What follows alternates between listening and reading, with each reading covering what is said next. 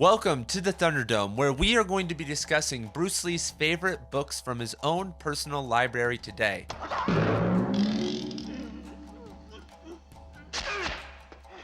So, we already know that Bruce Lee was really smart. He helped question the invalidity of staying too rigid in one martial art style like karate or taekwondo, and rather expanding and moving toward a mixed martial arts.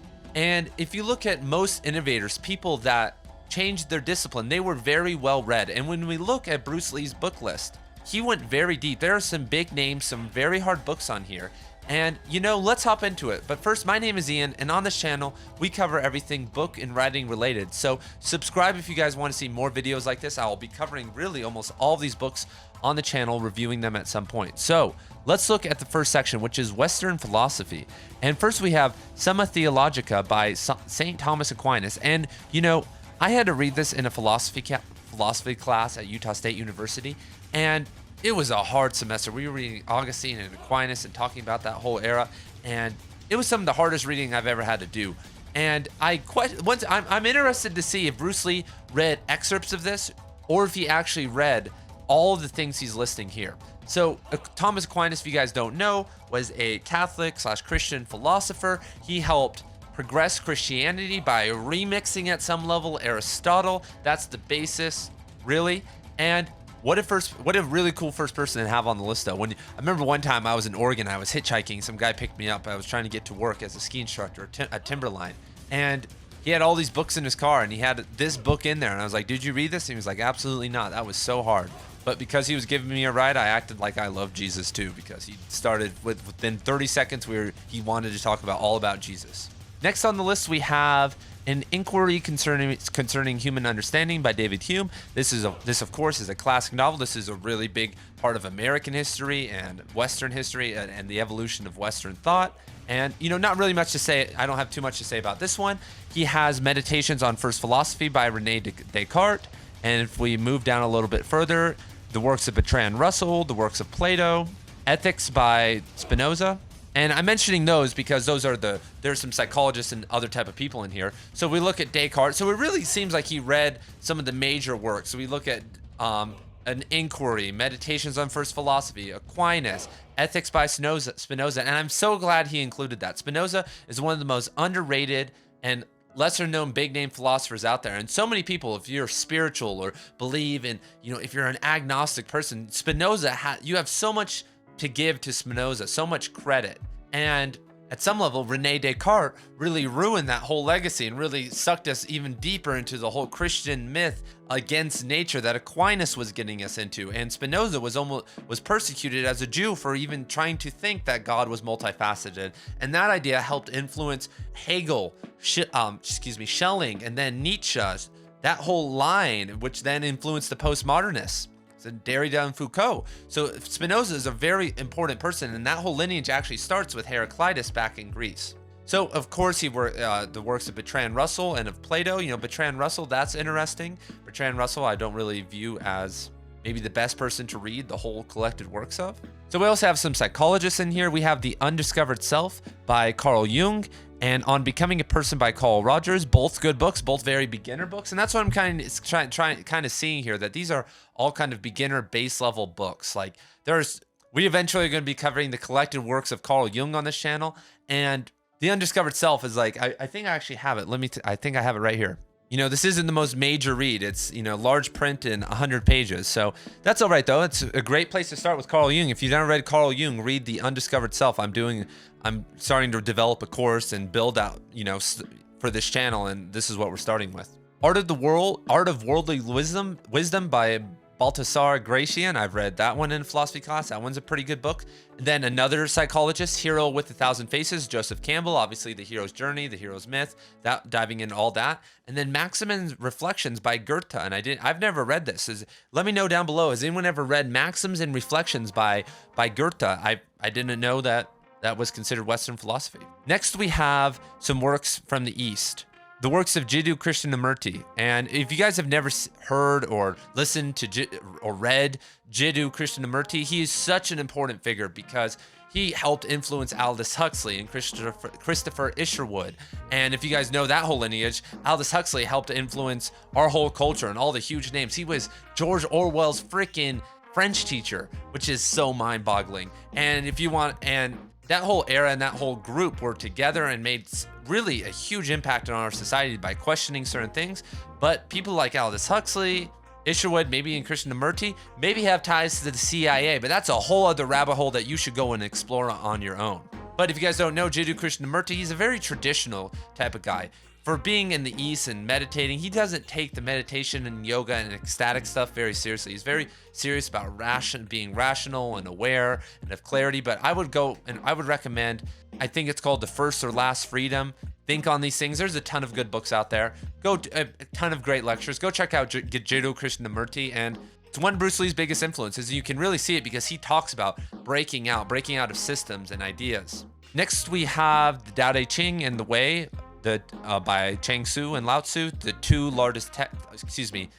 two pinnacle texts of Taoism, the Chang Tzu and Lao Tzu. Everyone should go read those. Oh my God. If you haven't read The Way or the Tao Te Ching yet, you need to know that to understand Bruce Lee. The Book of Five Rings by Miyamoto Musashi. This is another great book. I would recommend this for everyone who's into martial arts. Bruce Lee has so much to teach, and the books and ideas, even if you're not into martial arts, just living an honorable and good life, I think requires some knowledge of Bruce Lee and what he did, because people love to fanboy over Bruce Lee. I don't know if anyone in here saw Once Upon a Time in Hollywood by Quentin Tarantino, and he was making fun of Bruce Lee for being pretentious. And at some level, Bruce Lee was. I know so many old people and people are like, Bruce Lee could kick people's butt. And it's like, if you take a couple months of jiu-jitsu and you could beat up Bruce Lee back then, because, there were so many missing holes in their thought process and training in, the 50s, 60s, and 70s. If you watch what they were doing, they really had no idea what was going on the ground. The Gracies and some people in Japan were starting to develop groundwork at a deeper level than what judo had. But overall, it was still the Wild West out there in terms of the ground game, and even developing a mixed martial arts repertoire of striking techniques, because there was so much ideology. But the Book of Five Rings is a great book. Next is the work of Alan Watts. And Alan Watts is another one who, maybe could said be connected to the CIA, the whole Aldous Huxley group. All those guys, they all, not Krishnamurti, but they all partied hard. They were all really, they all have a very weird history. Like, for instance, Alan Watts was an alcoholic and super into drugs, which, I guess is fine, but if you're enlightened, I don't know if that's really what you need. Next, we have the Analects of Confucius, just one of the other pinnacle texts of Eastern religions. Next is The Art of War by Sun Tzu. Bushido, The Soul of the Samurai. This is another short read, a good read, one I would recommend. I was really into martial arts for years, particularly submission grappling, and reading all these really helped me develop the right mentality just to become a better person. Now, I wasn't there. Yes, it was great to receive, to get belts in jiu-jitsu and to choke people out and go through all that. But really, the development I had at a character level is what I've carried on since I've now stopped, because, my personal opinion of fighting and martial arts is maybe you should do it for a while, but at some level, yoga and education and trying to help heal the world is more important than trying to learn to hurt. And I understand that martial arts aren't about that, but at some level, when you keep getting better, once you learn a base level of skills in martial arts, you can beat up most random people who are untrained on the street, and those people will most likely be drunk. If someone is harassing you and your ego's not on the way to the point of attacking you, they're probably on drugs or drunk or really angry and probably out of it, and you'll probably be with a group of people around who'll be able to help you.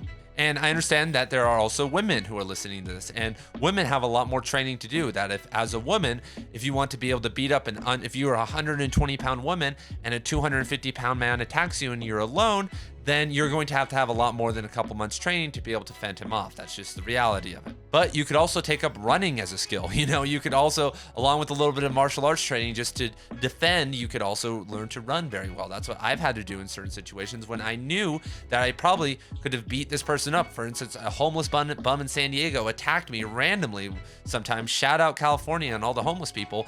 And I just pushed him off and just booked it. It would have been, the guy was on drugs. It would have been so easy to just take him down and do what I had done thousands of times before. But, teachings like this helped me learn to disengage, because I could have, if I wanted to, have had the right to, beat his ass or something. But that's not what it's about, everybody. And that's what you learn in a lot of these books. So next we have Siddhartha by Hermann Hesse. And a great book. I recommend this for everyone. Short read, a great book if you're just trying to. It's one of the pinnacles of Eastern fiction. And even though it was written by a Westerner, a lot of us Westerners, we don't understand the Eastern mind and the process and evolution of Eastern enlightenment. And Siddhartha is a classic book that really explores that. And once again, for a lot of people who just have a very base level understanding, this is a gateway to understanding more about the system of enlightenment, Hinduism, and Buddhism. So go check that out if you're into fiction. Siddhartha by Hermann Hesse.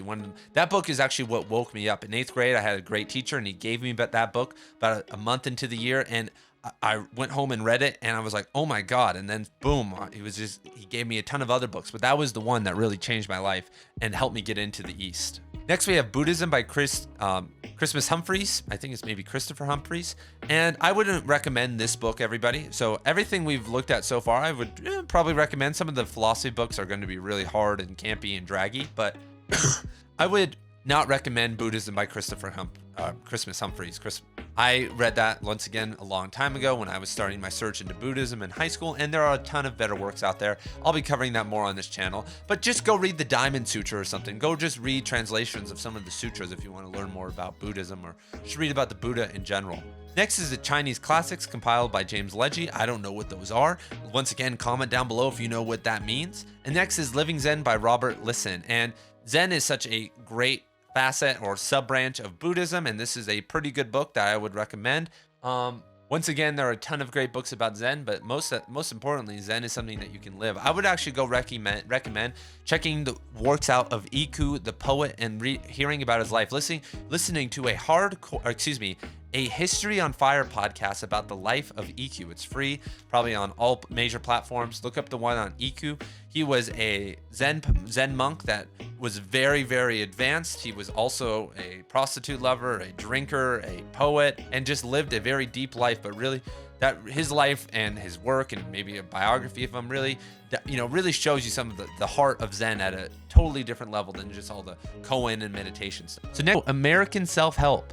Let's look at some of these. The Amazing Results of Positive Thinking by Norman Vincent Peale. And we don't talk about this very much, but I'm actually a productivity and personal development self-help addict. I really love that stuff. And that's why I've been able to develop into a person who can have the confidence to come onto YouTube. And if you look, I just hit my 3-year anniversary of this channel. And at the start, I was more nervous. I was very inconsistent, and I didn't believe in myself. Now I believe that I can change the world and grow a big channel and do a really good job of spreading a positive message of books and education to the world, and be able to quit my job and do so many different things. And that all started at some level by really diving into positive thinking in 2016. I was always into positive thinking and all of that, but in 2016, I really did a deep dive into personal development. I had read personal development before that, but I started reading every single book that we're going to talk about here. A couple years before that, I read Think and Grow Rich, and I did everything in the book, and I'm still not rich, but I realized at some level that visualizing money, so Think and Grow Rich has all the principles in Think and Grow Rich are absolutely right. But some of the techniques like visualizing money and doing all that doesn't really work. And maybe it does work, but money is just an exchange of value. I know it's a fiat currency that's been created to control us and manipulate us, but if you can create value, maybe like this video, maybe I'll get some money in return one day if you like and subscribe to the video and leave a comment telling me how I'm doing. So those are really important books. So if you've never read Think or Grow Rich or The Amazing Results of Positive Thinking, I would give it a chance. Give personal development a chance, because it may not work for years. Like a lot of the results that I did and rating I did 5 or 6 years ago is just coming to fruition now, because now I have the confidence and the lifestyle to be able to live it and be able to walk the walk. So let's discuss some other ones. And Dynamic Thinking by Melvin Powers and The Magic of Thinking Big by David Schwartz. I actually just reread The Magic of Thinking Big, and a lot of these are outdated. There's a lot better personal development books now, obviously. Atomic Habits by James Clear, The One Thing by Gary Keller, anything by Cal Newport. They're probably way better than this, but a lot of these principles about thinking big and trying to think bigger than what you are doing is so important, and that's what I'm really trying to do on this channel. Next is A Man as a Man Thinks by James Allen, which is another just kind of positive affirmation books. The Success System That Never Fails. I would recommend, you don't need to read those two. How to Win Friends and Influence People by Dale Carnegie. And How I Raised Myself from Failure to Success in Selling. And that one is outdated. So one of the most popular books in the personal development field is How to Win Friends and Influence People. And I think it is a terrible book because it tells you that you basically need to be agreeable. And I absolutely disagree. When on this channel, in my life, I try to speak landmines. I try to say things that are controversial very upfront so that people who aren't aligned with that can just leave. I don't want to be that agreeable. Being agreeable is great at some point, but that is not, we don't need to do that in 2022 anymore. There are people out there who feel and think like us and feel like us, and we shouldn't be fake. That's what basically so many people in this world do. Every modern job basically that you have to go to, you have to sit and fake it. You can't talk how you want to talk, do what you want to do. You're basically just a big faker in there, and you have to be agreeable. But most of us go take the big 5 tests, aren't that agreeable, but we are forced into submission. So self-help, everybody, go check some of it out. I would recommend it, and so does Bruce Lee. Next, we have The Elements of Style by Strunk and White. Once again, recommend that for all my writers out there. We'll be covering that at a different time. Go check out The Elements of Style. You need that. Playboy's Party Jokes and More Playboy Party Jokes. The Red Baggage of Courage by Stephen Crane. Great novel. The Screwtape Letters. Okay, so now we have one of my favorite books of all time, favorite series of The Story of Civilization by Will Durant. And it was Will Durant wrote The Story of Philosophy, the book I recommend anyone who wants to dive into Western philosophy should read first. Read that first and it will blow your mind, even if you know about philosophy. I was 2 years into a philosophy degree and read that book and it blew my mind. And Will Durant wrote an 11-volume series, all over 1,000 pages each, easily, on the history of the world, on world history. And it is such a beautiful volume, and the history and the writing is amazing, and the depth they go into. It's a very classical style, and it's really good.